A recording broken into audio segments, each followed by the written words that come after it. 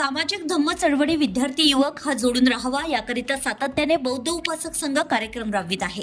धम्म चळवळीला गती देण्यासाठी सातत्याने बौद्ध उपासक संघ उपक्रम राबवित असून समाजाने एकत्रित येऊन पुरोगामी विचार व संविधान वाचविण्यासाठी आंबेडकरी चळवळीला गतिमान करण्याचे आवाहन बौद्ध उपासक संघाचे अध्यक्ष इंजिनियर उमेश शहारे यांनी केले। बौद्ध उपासक संघ भीमटेकडी परिसरतर्फे भारतीय संविधानाच्या 75व्या वर्षापूर्ती निमित्त विविध उपक्रम राबविण्यात आले। डॉक्टर बाबासाहेब आंबेडकर, राजर्षी शाहू महाराज आणि महात्मा ज्योतिराव फुले यांच्या जीवनचरित्रावर आधारित वस्तुनिष्ठ प्रश्नोत्तरी स्पर्धा तसेच बक्षीस, सन्मानचिन्ह व प्रमाणपत्र वितरण समारंभ संबोधी डॉक्टर बाबासाहेब आंबेडकर संस्कार भवन भीमटेकडी परिसर येथे मोठ्या उत्साहात पार पडला।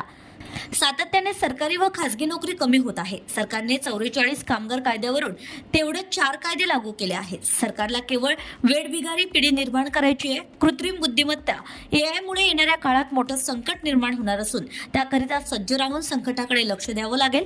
संविधानापुढेही मोठे आव्हान राहणार असून लोकशाही संविधानाने दिलेल्या समता स्वातंत्र्य पुढे आव्हान निर्माण होणार असल्याचं प्रतिपादन लेखक सामाजिक विचारवंत मिलिंद कीर्ती यांनी केलंय।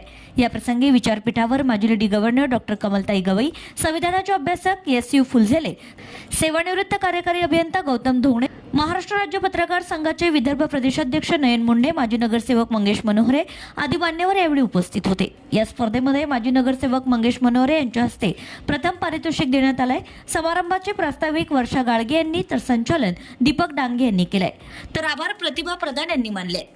कार्यक्रमाला उपासक उपासिकांची मोठी उपस्थिती होती। Bureau report RCN news.